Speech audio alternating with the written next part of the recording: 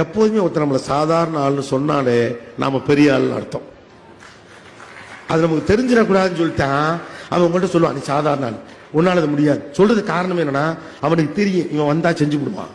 ஒரு ராஜா ஒரு அனௌன்ஸ்மெண்ட் கொடுத்தார். அந்த அனௌன்ஸ்மெண்ட் என்னன்னா, கஜானா பூட்டி விட்டோம், சாவி தொலைஞ்சு போச்சு, உள்ள பொண்ணும் பொருளும் பணமும் கொட்டி கிடக்கு, திறக்க முடியாது. எவன் திறக்கிறானோ அவனுக்கு பாதியை கொடுத்துறேன், லைஃப் டைம் செட்டில்மெண்ட்ரா அப்படின்றார். அவர் ஒரே ஒரு கண்டிஷன் போடுறார்.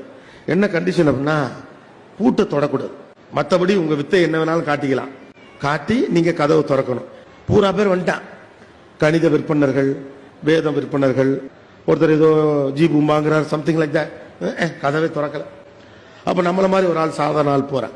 அது எப்படி நாங்களே இவ்வளவு பெரிய ஆள் இருக்கிறப்ப நீ சாதாரண ஆளு, திரும்ப எல்லாம் கத்துறாங்க. அவன் கத்த கத்த கத்த கதவு விட்ட போயிட்டான். போயிட்டு உத்து பார்த்துட்டு திரும்பி, பூட்டவே இல்லடா லூசு போயிடலாம் அப்படின்னு. கதவு பூட்டவே இல்லை.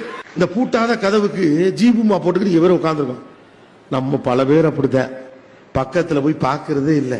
இதெல்லாம் என் தகுதிக்கு மீறியது, என் அறிவுக்கு அப்பாற்பட்டது, என் குடும்ப சூழலை தாண்டியது, என் வாழ்வியலை தாண்டியது. இந்த உலகத்துல பெருசுன்னு ஒண்ணு கிடையாது, சின்னதுன்னு ஒண்ணு கிடையாது. நீங்க பெருசு நினைக்கிறது பெருசு, சின்னது நினைக்கிறது சின்னது.